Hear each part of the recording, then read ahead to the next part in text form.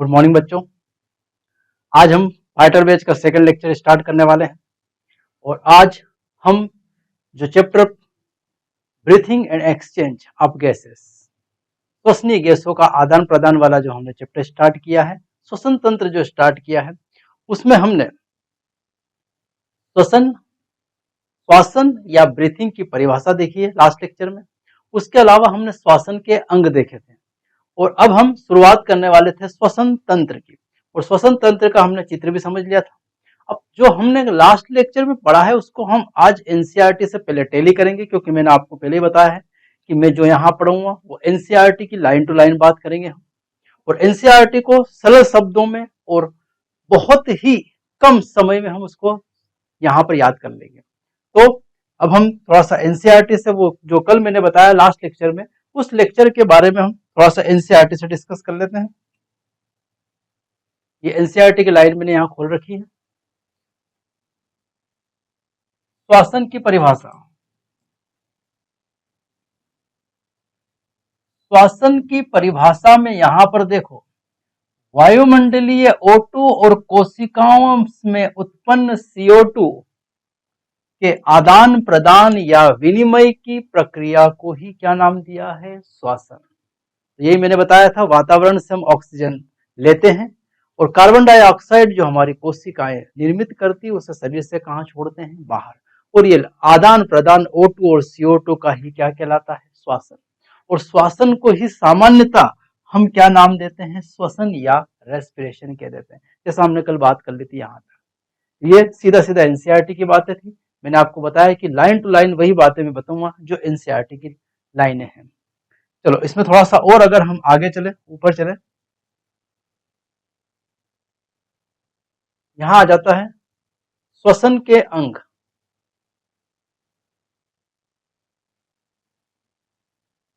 यहां देख रहे हैं हम श्वसन के अंग।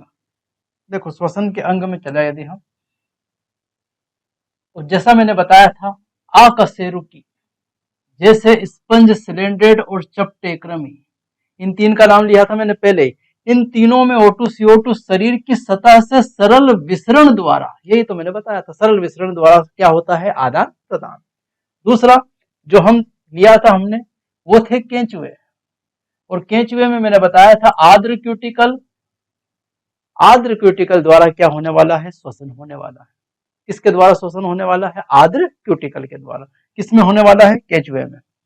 आगे अगला मैंने बताया था कीट, और कीट के शरीर में नलिकाओं का एक जाल है जिसे श्वसन नलिकाएं कहा जाता है, श्वास नलिकाएं कहा जाता है, ट्रेकिया जिसको हमने नाम दिया था। अब इसके अलावा आगे अगर हम देखें यहां से,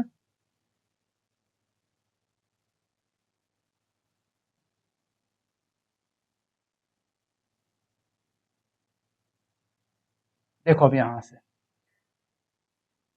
अगला हमने लिया था जलीय आर्थ्रोपोडा व मोलास्का। मैं आपको एनसीईआरटी के लाइन से ही पूरा टेली करके बता रहा हूं। यहां से जलीय आर्थ्रोपोडा व मोलास्का में मैंने बताया था क्लोम या गिल द्वारा क्या होता है? श्वसन। वही जो लाइन हमने कल डिस्कस की थी लेक्चर में, वही सारी मैं एनसीईआरटी के थ्रू यहां करवा रहा हूं आपको। अगला क्या है? स्थलीय प्राणियों में संवहनीय थैली या फेफड़े द्वारा क्या होता है? श्वसन। और मछलियों में मैंने बताया था क्लोम या गिल द्वारा होगा। और एम्फीबियंस मैंने आपको बताया था, एम्फीबियंस, उभयचर, सरीसृप, पक्षी व स्तनधारी में किसके द्वारा होगा? फेफड़े द्वारा होगा।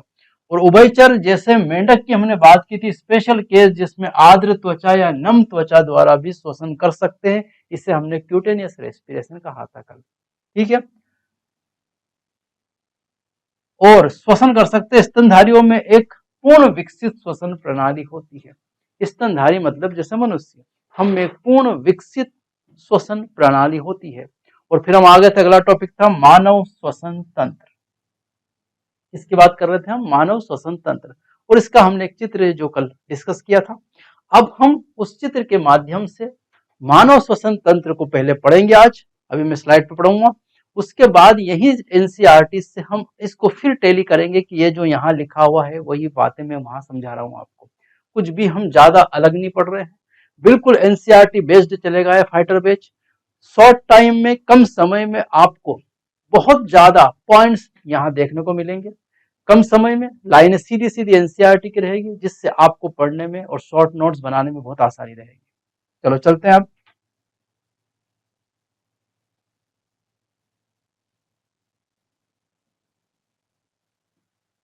अब चलते हैं मानव श्वसन तंत्र की तरफ। आज हमारी हेडिंग है मानव श्वसन तंत्र।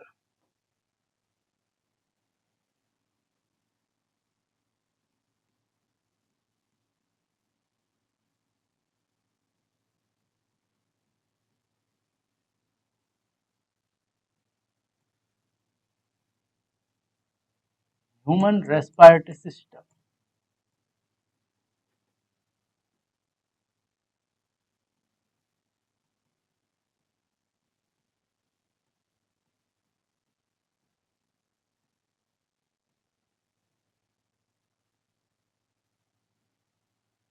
और मानव श्वसन तंत्र में हम यहां शुरुआत करेंगे, एक एक भाग से शुरुआत करेंगे। पहले हम नाक से शुरुआत करेंगे, क्योंकि हम जो भी वायु लेते हैं वो किससे लेते हैं, नाक से लेते हैं।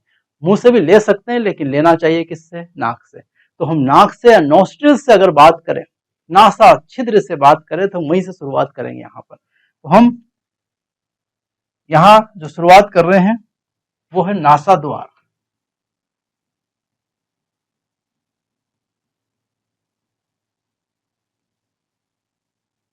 इसके बाद आएगा नासा मार्ग।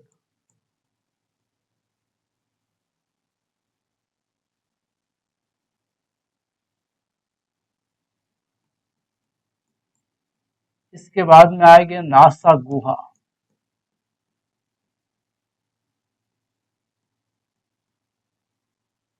इसके बाद में आएगा ग्रसनी।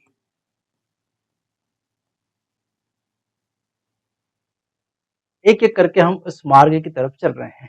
यहां मैं इसी चित्र के माध्यम से आपको समझाऊंगा कि यहाँ पर क्या हो रहा है, क्या है नासा मार्ग, क्या है सारी बातें। एक चित्र छोटा सा हम बना लेते हैं, जिससे ये बातें समझने में आपको आसानी रहे।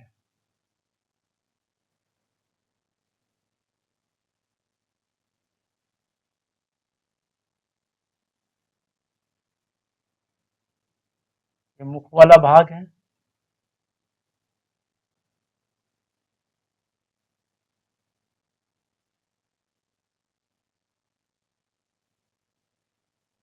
तो ये टंग वाला भाग है, ये जीवान है यहाँ तक।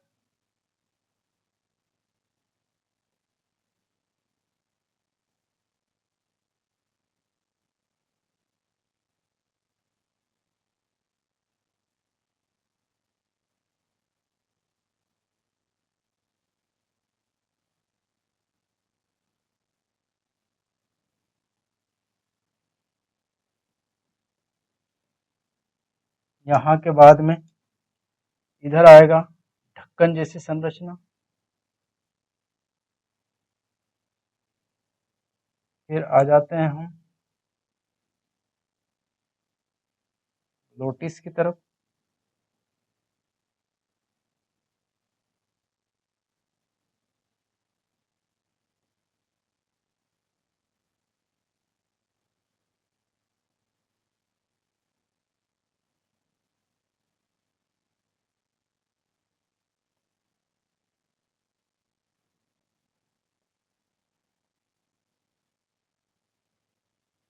वासनली।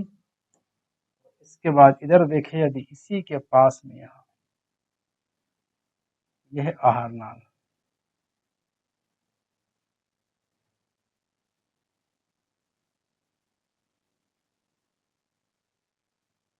यहां से शुरुआत कर रहे हैं।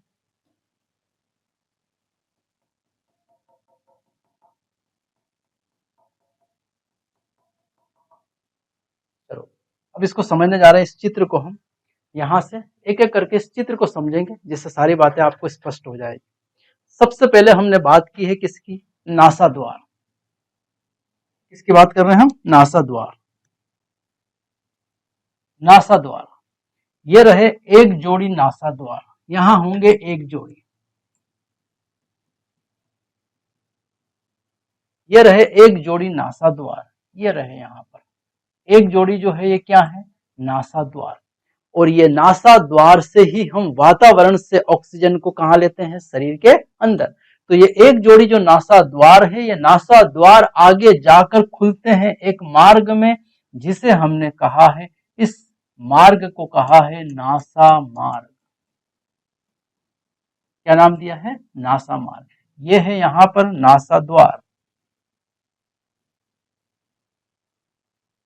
ये है नासा द्वार, और ये वाला हिस्सा क्या कहलाएगा, नासा मार्ग। तो नासा मार्ग दो है हमारे इसमें, क्योंकि दोनों नासा छिद्र जाकर एक रास्ते में गली में खुलते हैं, उस गली का नाम क्या है, नासा मार्ग। नासा मार्ग नामक गली में कौन खुलते हैं, नासा द्वार। और ये नासा मार्ग भी संख्या में कितने होंगे, एक जोड़ी। संख्या में कितने होंगे, एक जोड़ी। और इनके अंदर होंगे बाल व म्यूकस। इन नासा मार्ग के अंदर क्या होंगे, ये लगे हुए क्या है, बाल व म्यूकस। और ये बाल और म्यूकस क्या करेंगे बच्चों, ये बाल और म्यूकस जो है, ये वायु में उपस्थित धूल के कण और सूक्ष्म जीवों को जकड़ लेंगे और हवा को शुद्ध बनाएंगे। तो वायु को शुद्ध बनाना काम है इनका। ये वायु को क्या बनाते हैं, शुद्ध। तो वायु को शुद्ध बनाना किसका काम है, नासा मार्ग का। क्योंकि नासा मार्ग के अंदर ही बाल और म्यूकस है, जो कीटाणुओं को, सूक्ष्म जीवों को, धूल के कणों को म्यूकस चिपका लेता, बाल फिल्टर कर देता है और वायु शुद्ध शरीर के अंदर प्रवेश करती है। इसलिए बताओ, आपको श्वास कहां से लेना चाहिए, ये मुख से लेना चाहिए, ये मुख है यहाँ पर, मुख से लेना चाहिए कि नाक से लेना चाहिए, बिल्कुल नासा द्वार से ही लेना चाहिए, क्योंकि ये वायु को शुद्ध बनाता है। म्यूकस और बाल इसमें लगे हुए हैं। अब आगे चले यदि हम, तो ये जो नासा मार्ग है, ये खुलता है किसमें, नासा गुहा। ये वाली तीसरा जो भाग हमको यहां से नजर आ रहा है, ये नासा गुहा, ये वाला है नासा गुहा। कौन सा भाग है, नासा गुहा। अब ये नासा गुहा जो है, इसी में एक झिल्ली लगी होती है, जिसका नाम है सिनेडेरियन झिल्ली।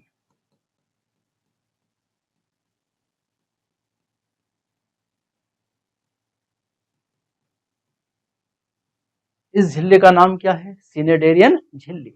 और ये झिल्ली किसमें काम करती है, सूंघने में। सूंघने में काम कौन करेगी, सिनेडेरियन झिल्ली।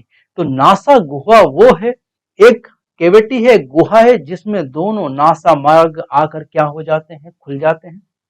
और इसके अंदर सूंघने की क्षमता है, और ये तापमान को भी क्या करता है, नियंत्रित। ये नासा गुहा तापमान को भी क्या करेगा, नियंत्रित। हम जानते हैं हमारे शरीर का तापमान कितना है, 37 डिग्री सेल्सियस। तो मान लो बाहर वातावरण का तापमान कितना है, 20 डिग्री सेल्सियस। तो ये 20 डिग्री सेल्सियस को कितने तक लाना है, 37 डिग्री सेल्सियस तक। और ये काम कौन करेगा, नासा गुहा करेगा। अब नासा गुहा भी आगे जाकर खुल जाता है एक क्षेत्र में, जिस क्षेत्र को हमने नाम दिया है, इसको नाम दिया है ग्रसनी या फेरिंग्स। क्या नाम दिया है, ग्रसनी या फेरिंग्स। और ग्रसनी या फेरिंग्स जो है, उभयनिष्ठ स्थान है।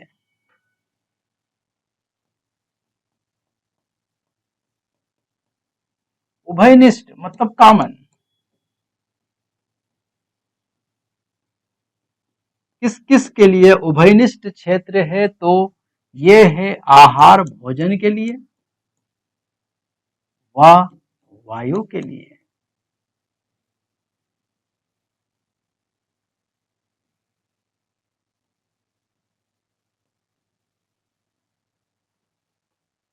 इधर से आया आहार भोजन और इधर से आई वायु, दोनों एक ही कॉमन क्षेत्र में जा रहे हैं। उस कॉमन क्षेत्र, उभयनिष्ठ क्षेत्र को हमने क्या नाम दिया है, ग्रसनी या फेरिंग्स।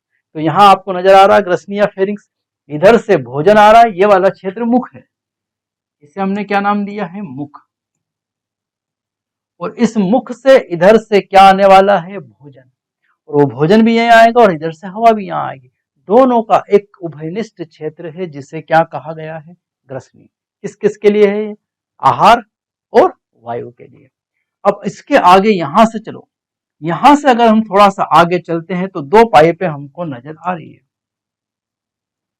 देखो यहां पर पाइप कितनी नजर आ रही है, दो। एक पाइप को हम नाम देते हैं आहार नाल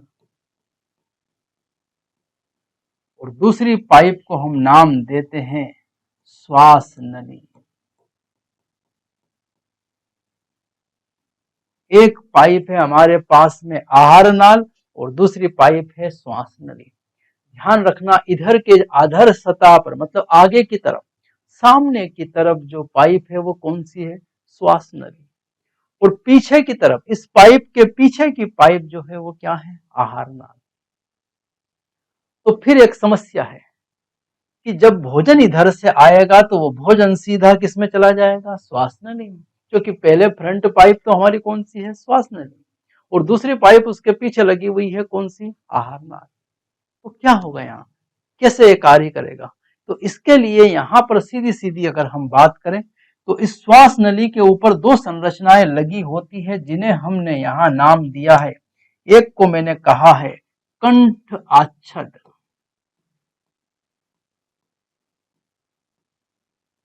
और दूसरे को नाम दिया है कंठ। क्या क्या बोला है मैंने, कंठ और कंठ आच्छद। कंठ और कंठ आच्छद हम दूसरी स्लाइड पे भी मैं इनको थोड़ा समझा आ रहा हूं, लिखवा दूंगा अगली दूसरी स्लाइड पे, नेक्स्ट पे। ये जो कंठ आच्छद है ये बना होता है उपास्थि का। किससे निर्मित है ये, उपास्थि से। ये ढक्कन जैसा है, फ्लैप जैसा है। कैसा है, फ्लैप जैसा ढक्कन है। ये यहाँ पर हमने जो जैसा लिया ये पाइप, ये पाइप का ऊपरी हिस्सा, और इस ऊपरी हिस्से को मैंने एक नाम दिया है, क्या नाम दिया है, कंठ। और इस कंठ का जो ऊपरी ये जो कॉलम है जहां पर ये ढक्कन लगने वाला है, ये ढक्कन है, ये ढक्कन क्या है, कंठ आच्छद, ये पाइप, और इस पाइप का ये क्या है, ढक्कन। तो इस ढक्कन को मैंने क्या नाम दिया है, कंठ आच्छद। ये किससे बना हुआ है, उपास्थि से। किससे निर्मित है ये, उपास्थि से, कंठाच्छद। और जिस पर ये लगेगा उसे हमने कहा है घाटी। इस वाले हिस्से को मैंने नाम दिया है घाटी। ये घाटी मैंने नाम नहीं दिया है, ये एनसीईआरटी ने उसको कहा है घाटी, और अंग्रेजी में इसको कहा जाता है ग्लोटिस, और इसे कंठ आच्छद को कहा जाता है एपिग्लोटिस। तो ग्लोटिस के ऊपर ही कौन लगेगा, ढक्कन, मतलब एपिग्लोटिस। और ये सारी संरचनाएं किस पर लगी हुई है, कंठ पर। कंठ को कहा जाता है ध्वनि बॉक्स, ध्वनि पेटिका, क्योंकि इस कंठ का काम है, ये कंठ यहां लगा हुआ, कंठ का काम है ध्वनि उत्पन्न करना। ध्वनि उत्पन्न करने का काम कौन करता है, कंठ। तो जो भी ध्वनि उत्पन्न होती है उस ध्वनि को उत्पन्न करने वाला हमारे पास कौन है, कंठ। तो कंठ क्या उत्पन्न करता है, ध्वनि उत्पन्न करता है। घाटी के समान जो है, घाटी जिसको कहा जाता है वो है ग्लोटिस, और इस ग्लोटिस पर जो ढक्कन लगा है उस ढक्कन को क्या नाम दिया है, कंठ आच्छद। ढक्कन को ही क्या बोला है, कंठ आच्छद। और यहीं से हवा वायु कहां जाने वाली है, इस श्वास नली के अंदर।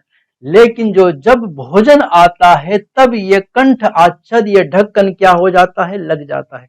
जैसे इधर से भोजन आया, समझो यहां से, यहां ध्यान देना है। जैसे इधर से आया भोजन, ये भोजन किया मनुष्य ने, और ये आया भोजन, और जैसे भोजन आएगा भोजन के दबाव में ये जो ढक्कन है, ढक्कन लग जाएगा और ये भोजन सीधा फिसल जाएगा किसमें, आहार नाल में। इस ढक्कन का काम है, कंठ आच्छद का कार्य है भोजन को श्वास नली में जाने से रोकना। किसका काम है, कंठ आच्छद। इस ढक्कन का बस एक ही काम है कि भोजन किस में नहीं जाए, श्वास नली में। और इसीलिए आपको बोला जाता है, बड़े बुजुर्ग आपको कहते हैं कि खाना खाते समय बोलना नहीं चाहिए। इसे ऐसा क्यों, खाना खाते समय क्यों नहीं बोलना चाहिए, नहीं बोलना चाहिए। उसका कारण है, उसका कारण है कि बड़े बुजुर्ग ऐसे ही नहीं कह गए हैं। जैसे ही आप बोलते हो ये श्वास नली के द्वारा ये जो ढक्कन कंठ आच्छद है ये खुल जाता है, बोलेगी खुला, और आप इधर से खाना खा रहे तो खाना सीधा कहाँ चला जाएगा, श्वास नली के अंदर, और इसके कारण आपको जोरदार क्या शुरू होगी, खांसी। खांसी वही प्रक्रिया है जिससे श्वास नली में गया हुआ भोजन वापस से रिवर्स कहाँ आना चाहेगा, बाहर। तो बाहर जब भोजन आता है वो किससे आएगा, खांसी से। तो इसलिए बड़े बुजुर्ग कह गए हैं कि खाना खाते समय बोलना नहीं चाहिए, क्योंकि गड़बड़ में कौन आ जाएगा, कंठाच्छेद, वो कंफ्यूज हो जाएगा कि मुझे खुलना है कि बंद होना है, और उससे सामान्यतः बंद होना है, पर आप जब बोल रहे हो तो वो खुल सकता है। इनका समझ में आया, यहाँ पर कंठ का कार्य है ध्वनि उत्पन्न करना, यह ध्वनि उत्पन्न करता है। जो भी हम बोल रहे हैं ध्वनि, उस ध्वनि को उत्पन्न करने वाला कौन है, कंठ। और कंठ अच्छद का कार्य है भोजन को श्वास नली के अंदर प्रवेश करने से रोकना। तो ये कंठ जो है ये किसका भाग है, श्वास नली का। श्वास नली का ऊपरी भाग जो है उसे हमने क्या नाम दिया है, कंठ या ध्वनि बॉक्स, या अंग्रेजी में लैरिंग्स कहा है। कंठाच्छद को एपिग्लोटिस कहा है। यहां तक की बात स्पष्ट हो गई। अब इसके बाद चालू होती है श्वास नली। क्या चालू हो गई यहाँ पर, श्वास नली। श्वास नली कंठ से लगाकर, इसलिए तो इसको कंठ बोला है, कंठ से लगाकर हमारे वक्ष क्षेत्र में किस पसली तक, पांचवी पसली तक फैली होती है, सीधी सीधी होती है, इसमें कोई टेढ़ी मेढ़ी नहीं है। यह जो श्वास नली है कैसी है, सीधी सीधी। तो अब थोड़ा सा हम आगे पेज पे, अगले पेज पे थोड़ा समझेंगे किसको, श्वास नली को। अब पेज चेंज कर रहे हैं, अगले पेज पर हम समझेंगे श्वास नली को। पहले हम समझ रहे हैं ग्रसनी के बाद हमारा अगला भाग है कंठ। अभी हमने यहां देख लिया था ग्रसनी चौथा भाग, और पांचवा भाग अब हम जो पढ़ने वाले हैं वो है कंठ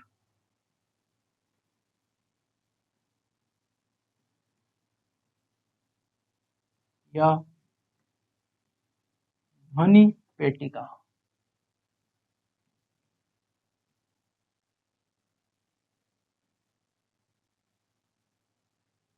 किससे बना है ये,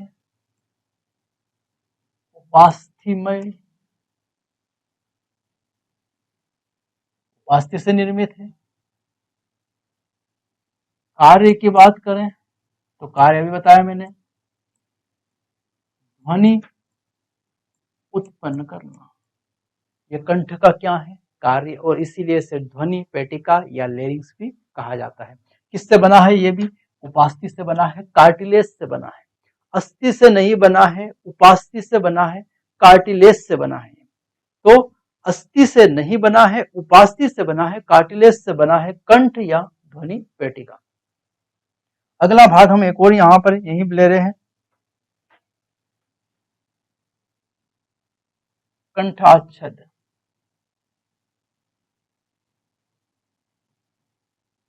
एपिग्लोटिस।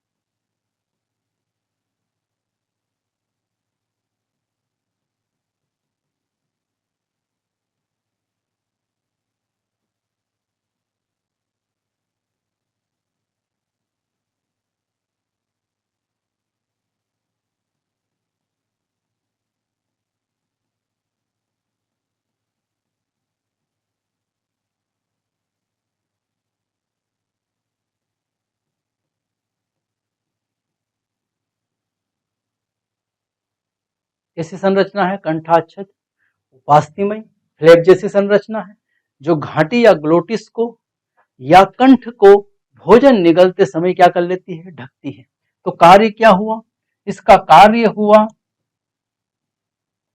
भोजन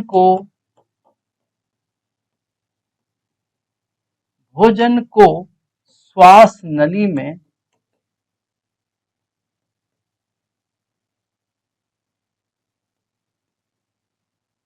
प्रवेश से रोकना।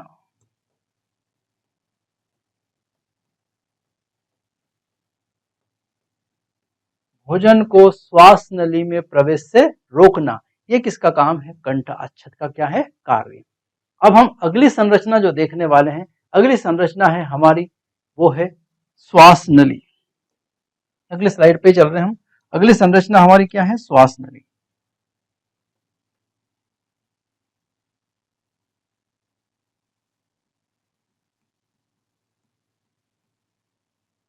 श्वास नली अंग्रेजी में से कहा है ट्रेकिया।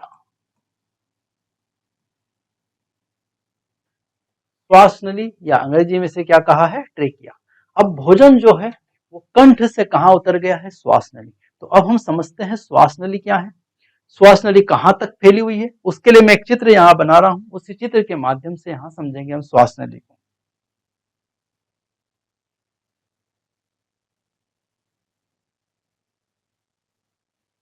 यहां से चल रहे हैं हम।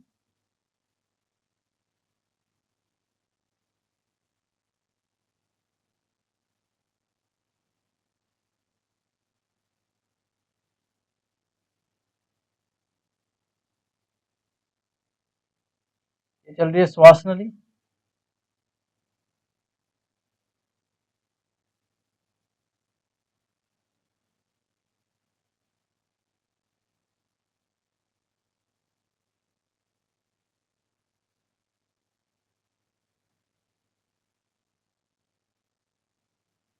ये है श्वास नली। अब ये श्वास नली दो भागों में बटी।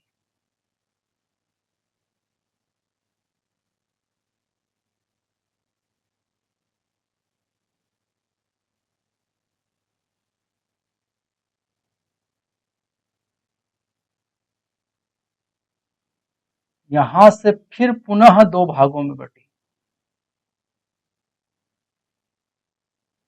और पतली होती गई, फिर पुनः और दो भागों में बटी और पतली होती गई।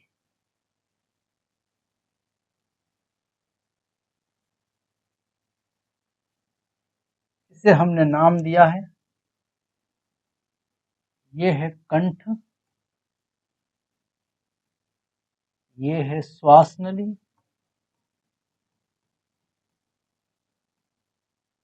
और ये है प्राथमिक श्वसनिका।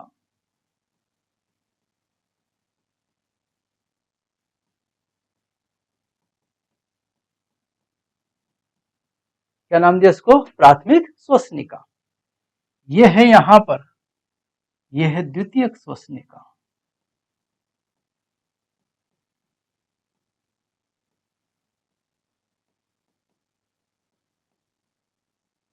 श्वसनी, श्वसनिका नहीं, अभी श्वसनी लो इसमें।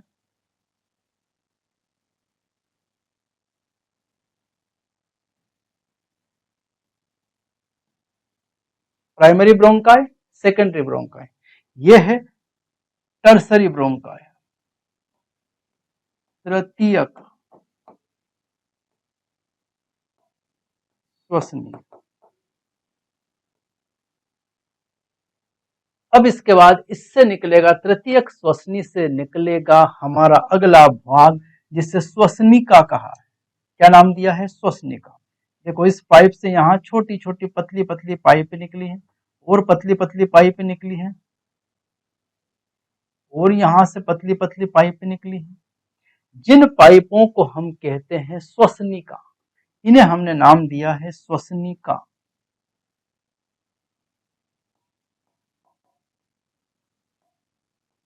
या हम बोल सकते हैं अंतस्थ,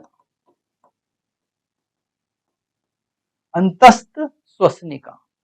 अंतस्थ श्वसनिका पूरा ऐसे लिख लेते हैं, अंतस्थ श्वसनिका।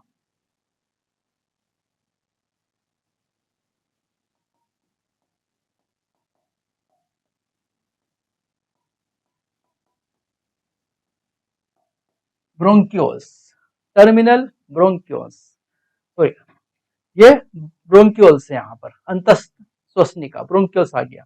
और अब यहाँ के बाद में जो है भाग, ये जो भाग अब आगे जाएगा, ये भाग इसी में लगा होता है हमारा अंतस्थ जो श्वसनिका है, इससे छोटे छोटे भाग निकलेंगे और वो पतले पतले जो भाग हैं, और थोड़े पतले भाग निकाल देते हैं इसी से हम।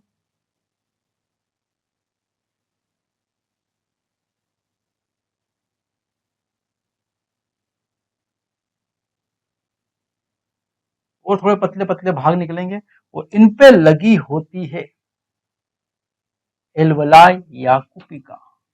ये इस तरह से अंगूर के गुच्छे के समान लगी होती है एल्वलाई।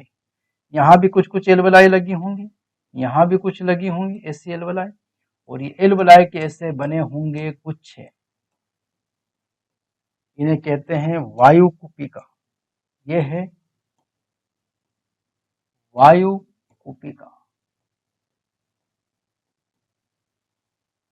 और इनमें यहां लगी होती है, जो इससे लगे होते हैं उन्हें कहा जाता है डक्ट। क्या नाम दिया है? डक्ट। अब इस पूरी संरचना को थोड़ा सा और ध्यान से समझेंगे। इसमें एक और चीज बना दूं मैं, यहां से लगे होते हैं इस तरह के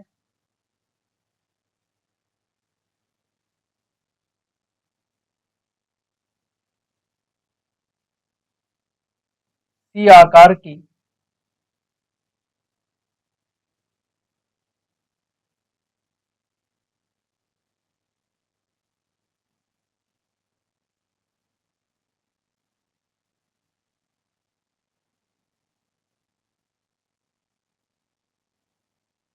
यहां तक भी लगी सी आकार की, अंतस्थ श्वसनिका तक सी आकार की लगी होती है सी। इन्हें हम कहते हैं, इन्हें हमने नाम दिया है उपास्थि वलय।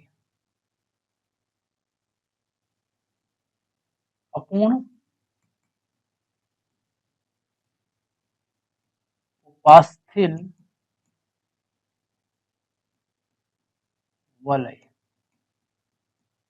चलो अब समझ लेते हैं यहां से, इस डायग्राम को समझते हैं तो चीजें आपको स्पष्ट हो जाएगी। यहां से क्या हो रहा है, इस चित्र को समझना है। यहां से ट्रेकिया श्वास नली का मैंने ये क्या बनाया है यहाँ पर चित्र।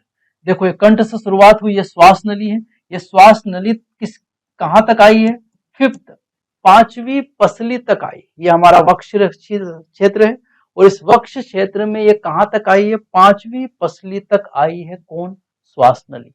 और श्वास नली पर लगी हुई है अपूर्ण उपास्थीमय वलय। ये अपूर्ण उपास्थीमय वलय का क्या कार्य है?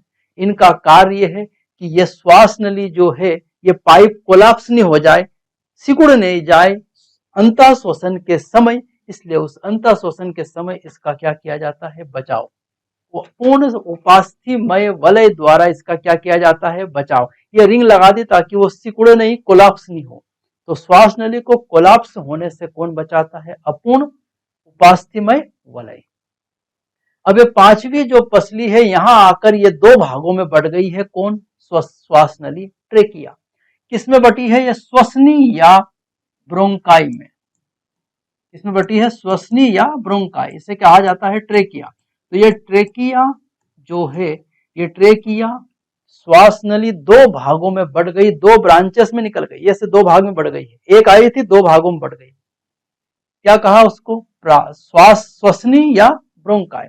और श्वसनी या ब्रोंकाई फिर देखो, ये पहले एक आई, फिर दो भागों में बटी ऐसी, फिर यहां से और बटी। तो इस तरह से ये फिर प्राथमिक श्वसनी जो है पुनः फिर दो भागों में बटी, जिससे क्या कहा है? द्वितीयक श्वसनी। और द्वितीयक श्वसनी पुनः फिर दो भागों में बटी, जिससे क्या कहा है? तृतीयक श्वसनी। ये वैसी संरचना जैसे जड़ देखी होगी आपने, जड़ में से और भाग और भाग और भाग निकलते जाते हैं, ऐसे ही इस श्वसनी से क्या निकले हुए हैं? भाग। इसलिए से हमने नाम दिया है प्राथमिक श्वसनी, द्वितीयक श्वसनी और तृतीयक श्वसनी। और प्राथमिक, द्वितीयक, तृतीयक श्वसनी तक क्या मिलेगी आपको? अपूर्ण उपास्थीमय वलय आपको उपस्थित मिलेगी। ये वलय सभी में होती है यहां तक। फिर इस तृतीयक श्वसनी से पुनः क्या निकला है? अंतस्थ श्वसनी का ब्रोंकियोल।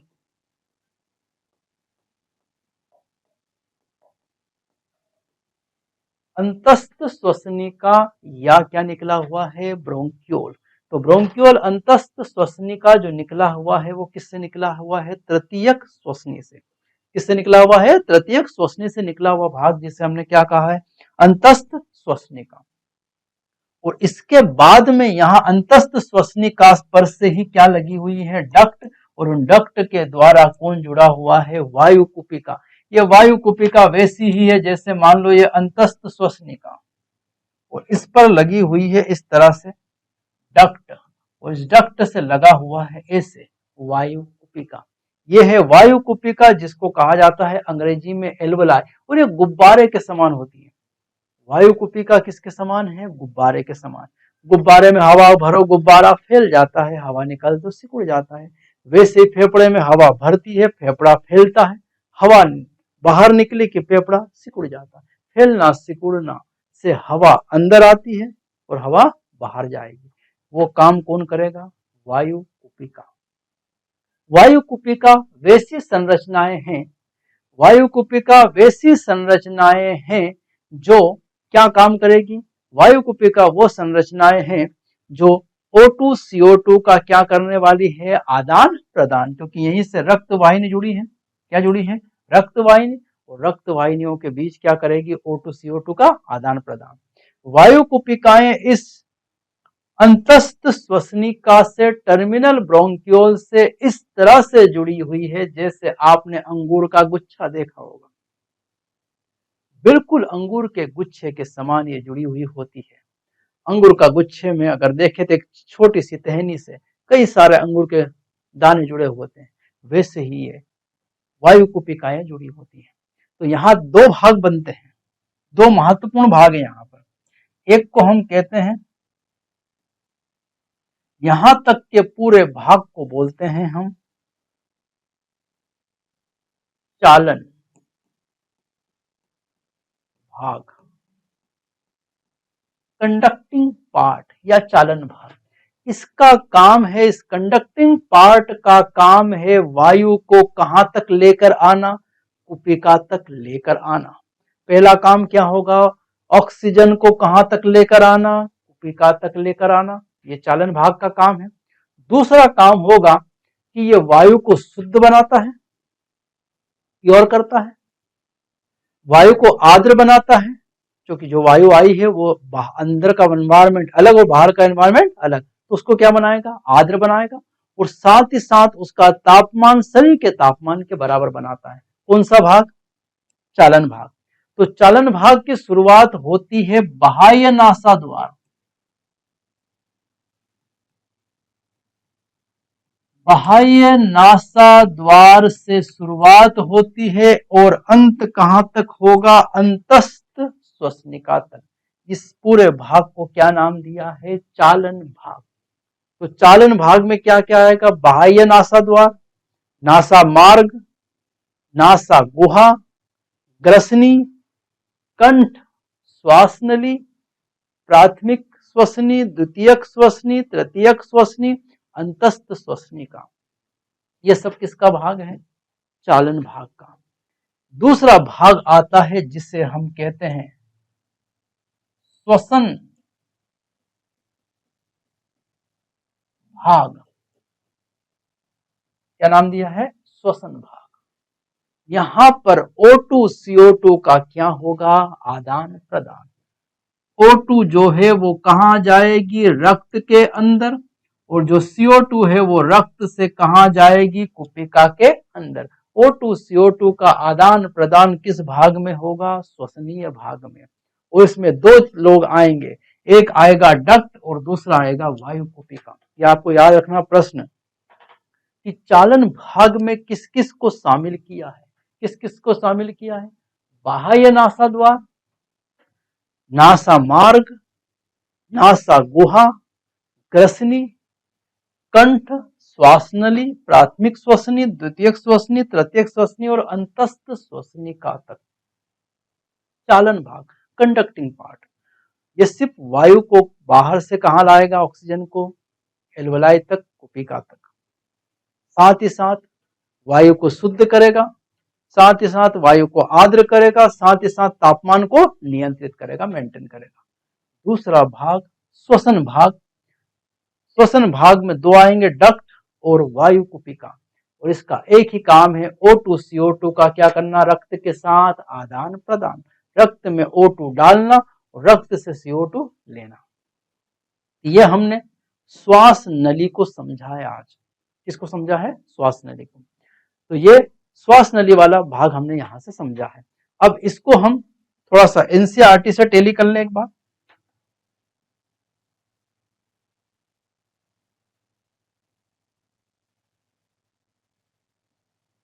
वही जो हमने पढ़ा है वही है यहां पर।